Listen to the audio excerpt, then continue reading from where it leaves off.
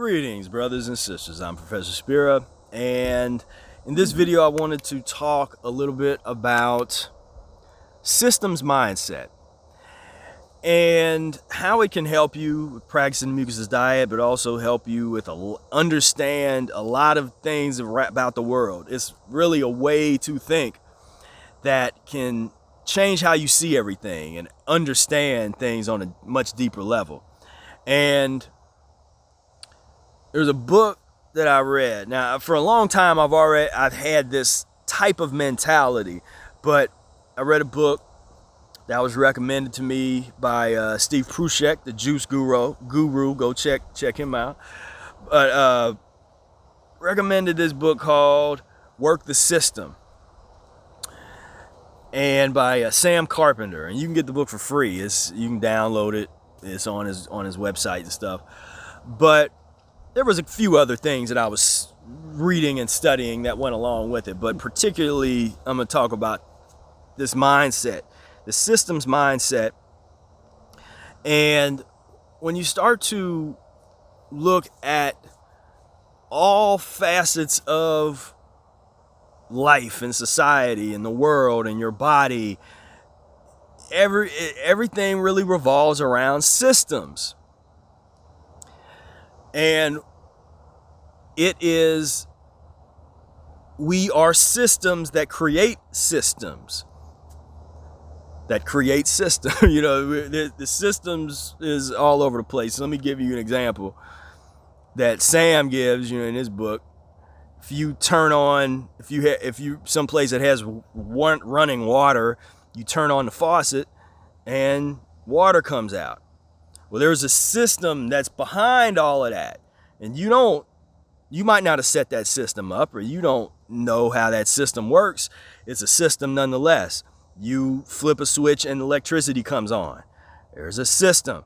These systems are in the same building, might be in the same proximity right next to each other, but they're totally separate, doing totally different things, had different functions. But when they come together, when the electricity comes together with the water, that creates its own system. Now you have systems within systems within systems. Now I'm always talking about a systematic approach to practicing the Mucusless Diet Healing System because one, so few people talk about system. I still don't,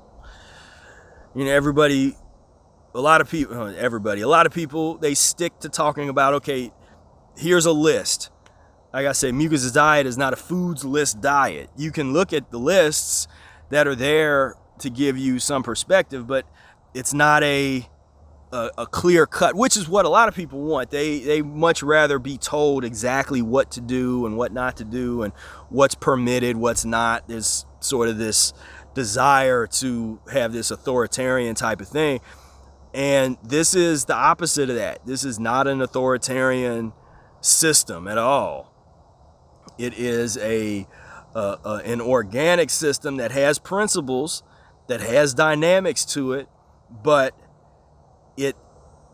it's set up in such a way that allows for and really focuses on the individual and the individual's needs.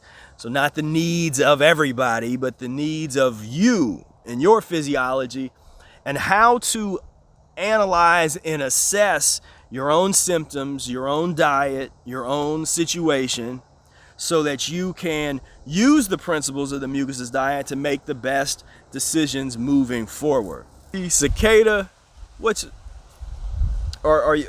he looks like he's sitting over there watching me, like he's trying to check out what I had to say. So, Mucusless diet as a system is set up in a way that really considers the individual's situation. Whereas there's other systems that don't. There's a lot of systems that are set up in a way to be very regimented, that don't take into consideration a lot of the things that the Mucusless diet does. But to be successful with the Mucusless Diet Healing System, you're going to have to understand that. You're going to have to know that it's not about what you can and cannot eat. And, that type of real strict thing, you have to understand that it's about applying the system. And you can make the best decisions after you really understand the principles and the dynamics. So that's the name of the game. To start understanding the world within the context of systems is, I think it'd be very important.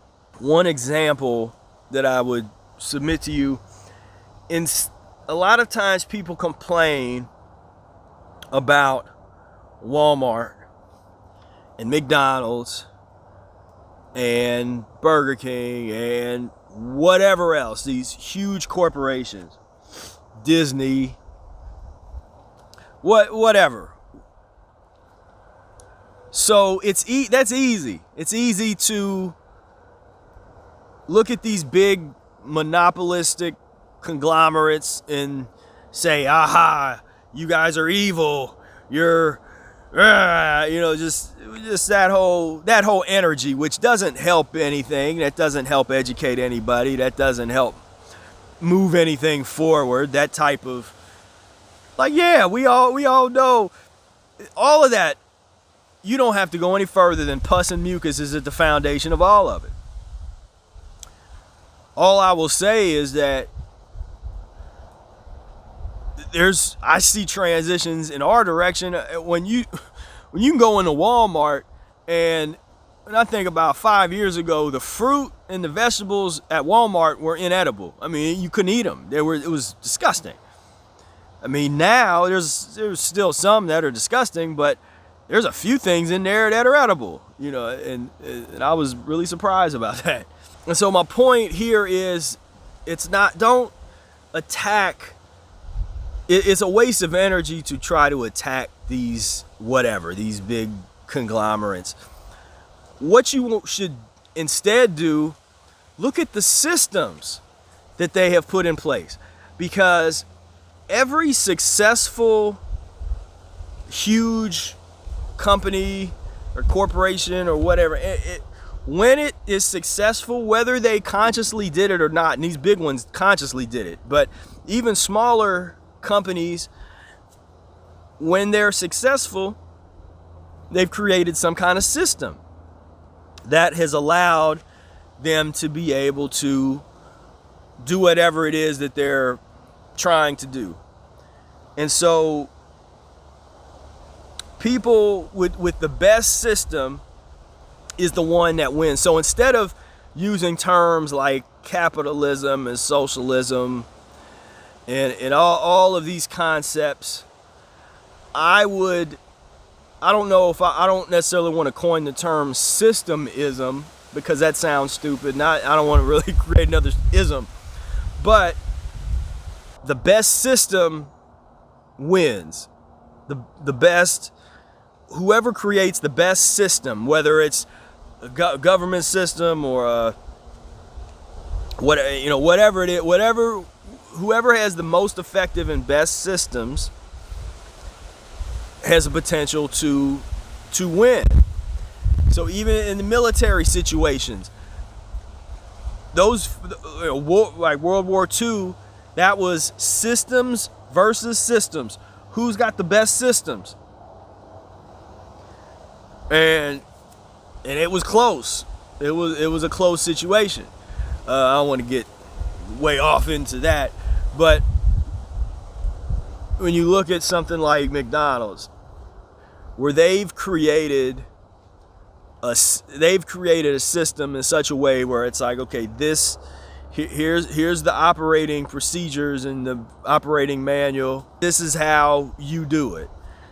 So you can buy a McDonald's franchise as long as you abide by the contract, and as they call it, turnkey businesses.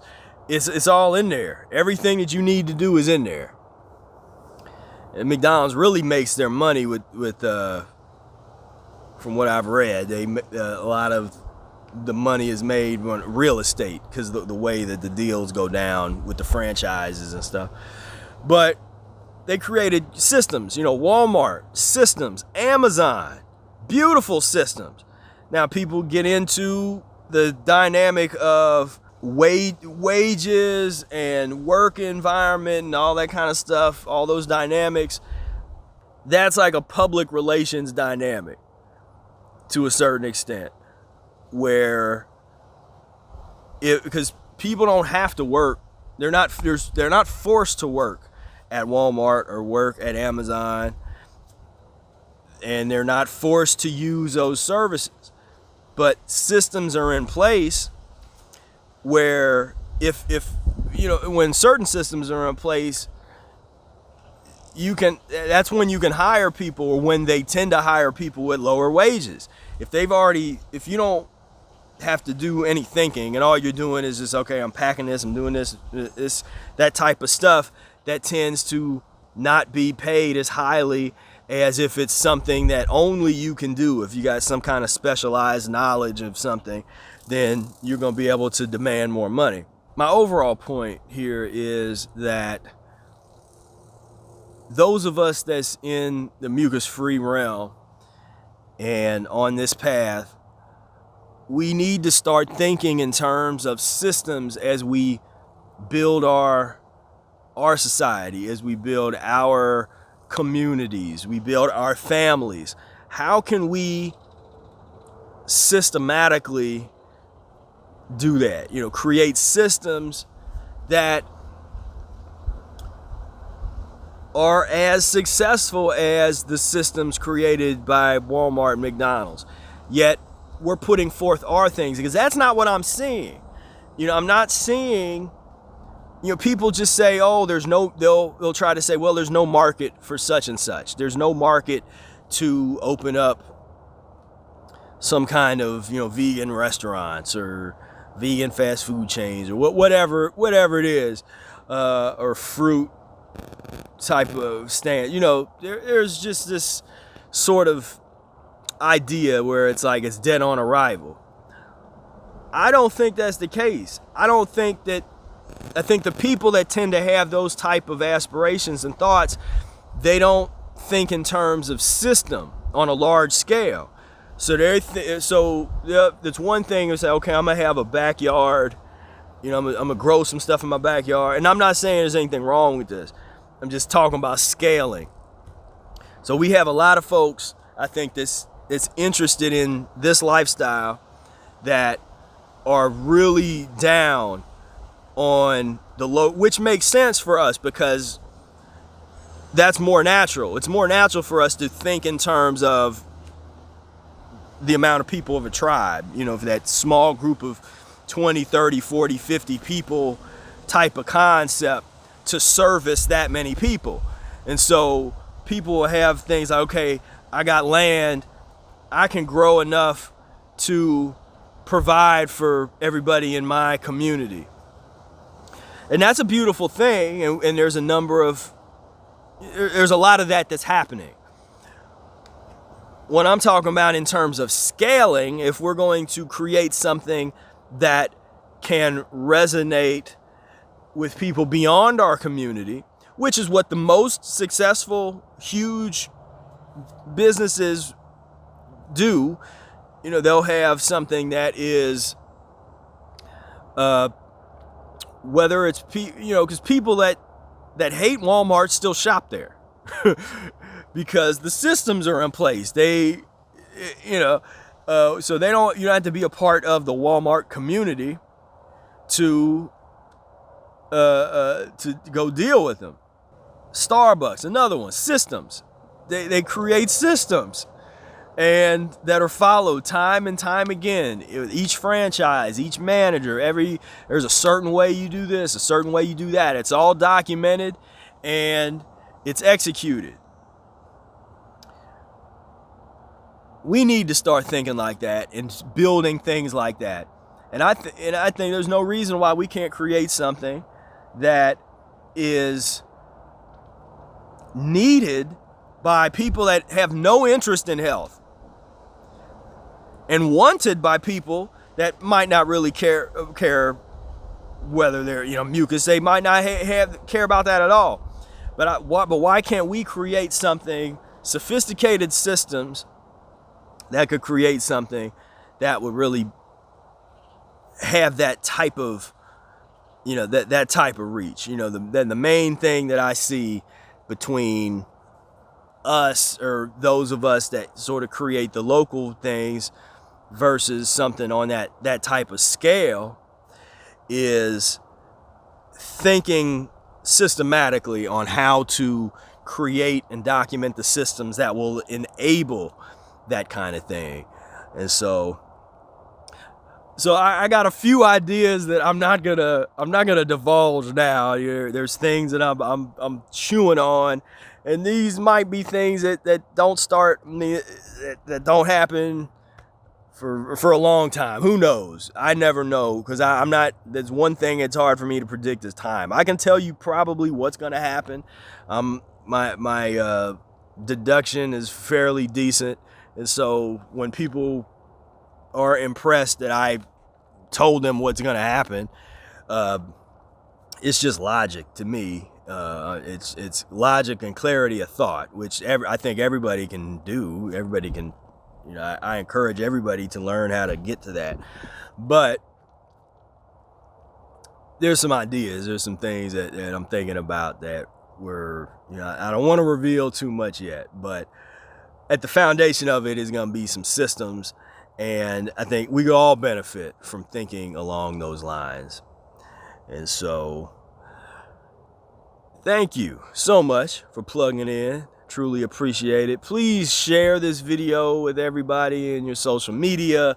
YouTube is being crazy and they don't want to share our videos anymore. They used to share, some of you might have got exposed to this because YouTube brought it up and suggested it for you, but they're really starting to ramp that back, and they're promoting the corporate stuff, the Dr. Oz type of channel, and Oprah, and Stephen Colbert show, or that's the stuff that's really being recommended now. All the corporate giants, and us little YouTubers are, we're on our own more so than we were before, and so.